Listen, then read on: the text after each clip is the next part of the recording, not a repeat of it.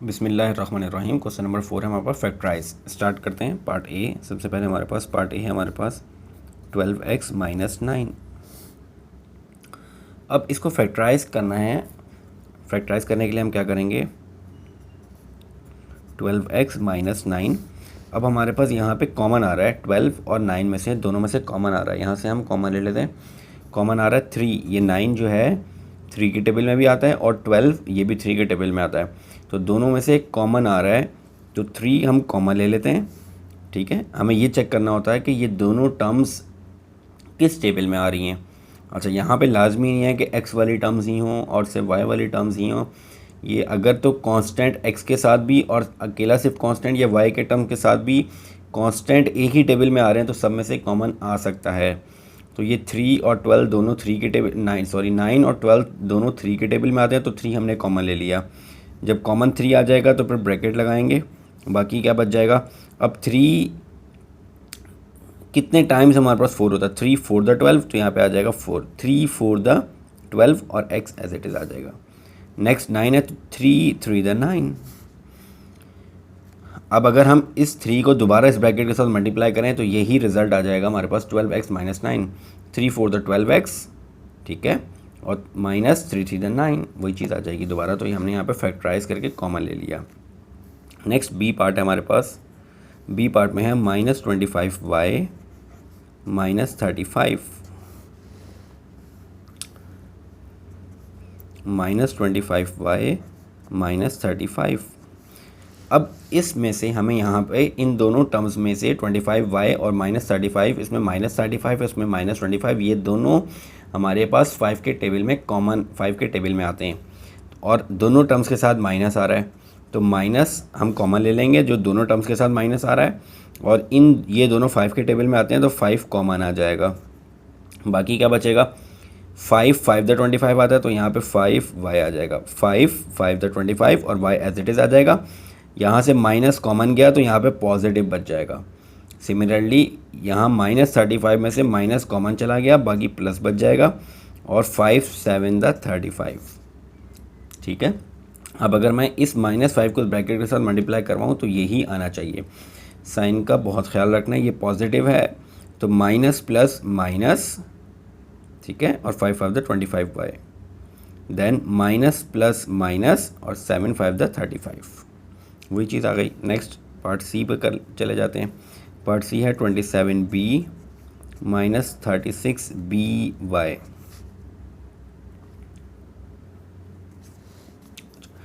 अच्छा, अब यहाँ पे हमारे पास 27 और -36b आ रहा है। -27 और 36 3 के टेबल में भी आते हैं और 9 के टेबल में भी आते हैं। ये 3 के टेबल में भी आता है 27 और 36, दोनों 3 के टेबल और 9 के टेबल में दोनों आते हैं। तो हमने मैक्सिमम नंबर जो सबसे बड़ा नंबर कॉमन आ रहा है वो कॉमन लेना है, तो यहाँ पे 9 कॉमन आएगा। 9 कॉमन लेंगे, यहाँ पे 9 बाहर कॉमन आ जाएगा। बाकी क्या बचेगा, 9 3 9 द 27, 3 9 3 द 27 और b एज इट इज़ आ जाएगा, माइनस 9 4 द 36, यहाँ पे आ जाएगा 4 और by। अच्छा, दूसरी एक चीज़ हमने देखी नहीं लिखी यहाँ पे, चले नेक्स्ट स्टेप में कर लेते हैं। वैसे तो इसी स्टेप में करना चाहिए था। b भी दोनों में कॉमन आ रहा है, ठीक है, तो b भी कॉमन आ जाएगा, तो 9 और b भी दोनों टर्म्स के साथ आ रहा है तो b भी कॉमन आ जाएगा, तो बाकी बच जाएगा 3 माइनस 4y। वैसे हमें यहाँ पे फर्स्ट स्टेप में ही 9b पूरा एक साथ कॉमन लेना चाहिए था, अगर हम नहीं लिया, उस टाइम हमने ध्यान नहीं किया, तो b हमने बाद में कॉमन ले लिया। दोनों में टर्म में से b दोनों टर्म्स में आ रहा था तो b कॉमन आ गया, 3 माइनस 4y कॉमन आ गया यहाँ पे हमारे पास। Next part C, next part D पे चले जाते हैं। पार्ट डी हमारे पास 8ax plus 12a minus 4az।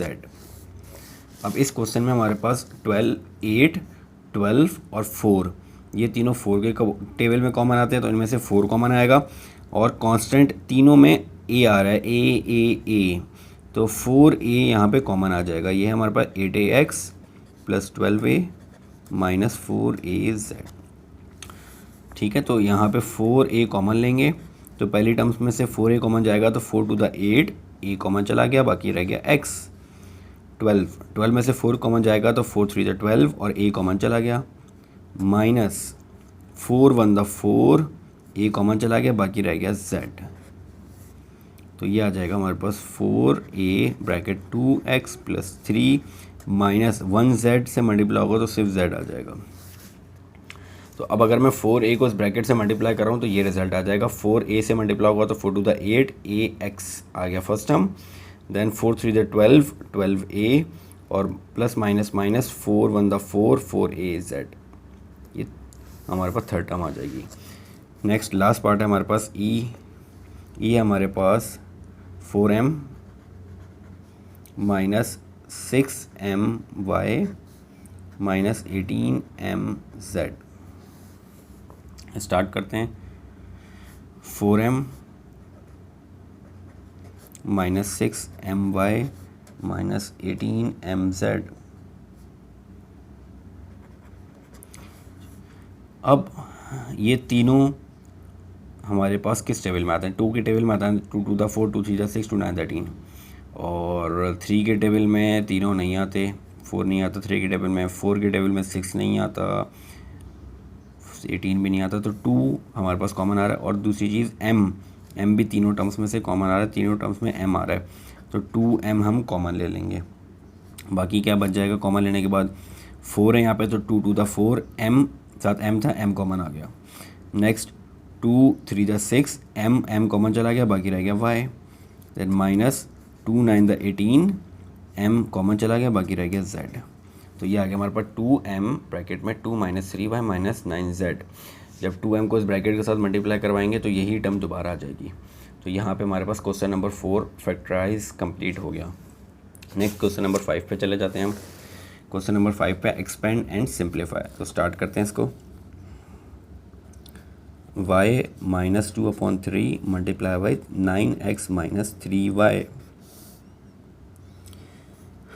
हमें राउंड ब्रैकेट को पहले खोलना है, तो 2/3 को हम मल्टीप्लाई करवा देंगे 9x के साथ भी और -3y के साथ भी, तो y एज इट इज़ आ जाएगा। -2/3 9x के साथ मल्टीप्लाई होगा तो -2/3 multiply with 9x, then -2/3 -3y के साथ मल्टीप्लाई होगा तो माइनस माइनस प्लस 2/3 मल्टीप्लाई हो जाएगा 3y के साथ। यहाँ पे 3 से 3 कैंसिल और 3 3 × 9, तो ये आ जाएगा y माइनस ये 3 और 3 to the 6 -6x + 2y, y -6x + 2y। अब हमारे पास यहाँ पे 2 y की टर्म्स हैं और एक x की टर्म है, तो y वाली टर्म्स को साथ लिख लेते हैं। y + 2y -6x, ये हो जाएगा 3y - 6x। अब इन दोनों टर्म्स में से हमारे पास यही -6 3y - 2x, इसमें से कॉमन लेना चाहें तो कॉमन भी आ सकता है, और वैसे ही यहाँ तक भी ये भी ठीक है। उन्होंने सिर्फ एक्सपेंड और सिंप्लीफाई करने के लिए कहा है। अगर कॉमन लेना चाहें तो आगे दोनों में से 3 कॉमन भी आ सकता है। नेक्स्ट वैसे आंसर हमारा यहीं तक आ रहा है। 6x - 6x पहले लिखा हुआ है तो +3y बाद में लिखा जाए तो कोई फ़र्क नहीं पड़ता, या -6x को पहले लिख लें, -6x को पहले लिख लें और 3y को बाद में लिख लें, एक ही बात है। या 3y इसके साथ कोई भी साइन नहीं है तो पॉजिटिव उसको पहले लिख लें या 6y को बाद में लिख लें।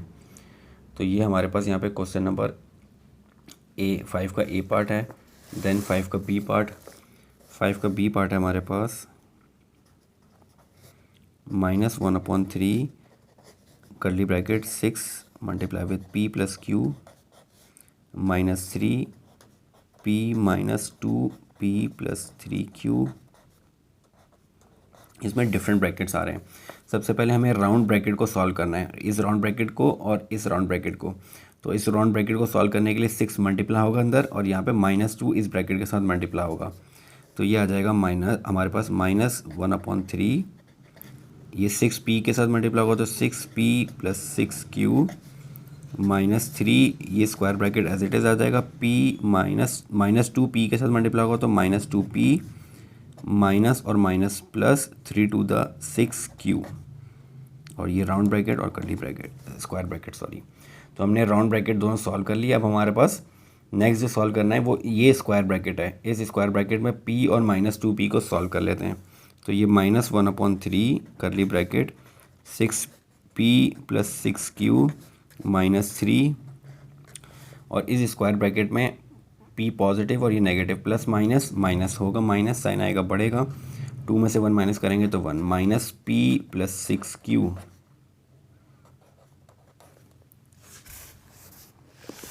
अब हम इस स्क्वायर ब्रैकेट को सॉल्व कर लेते हैं, माइनस 3 को अंदर मल्टीप्लाई करवा देते हैं, तो ये आ जाएगा -1/3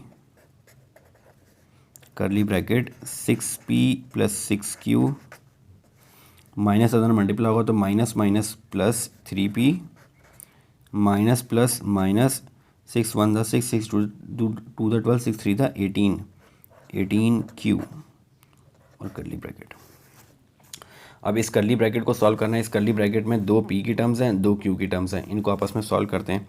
तो -1/3 6p और 3p 6 7 8 9p हो जाएगा ये हमारे पास, और plus 6q, plus minus minus होगा, माइनस साइन आएगा बढ़ेगा, तो 18 में से 6 माइनस करेंगे तो -12q, ये करली ब्रैकेट के बाहर। अब इस करली ब्रैकेट को हमें सॉल्व करना है, तो -1/3 को मल्टीप्लाई करवा देंगे अंदर, तो -1/3 मल्टीप्लाई होगा 9p के साथ, और माइनस माइनस प्लस 1/3 मल्टीप्लाई होगा 12q के साथ, 3 4 = 12 और 3 3 = 9, तो यह आ जाएगा -3p प्लस 4q। तो ये हमारे पास पार्ट बी भी सिंप्लीफाई हो गया और ए बी। तो क्वेश्चन नंबर 5 ये कंप्लीट हो गया हमारे पास। तो इस वीडियो में हमने क्वेश्चन नंबर 4 और 5 कंप्लीट किया है।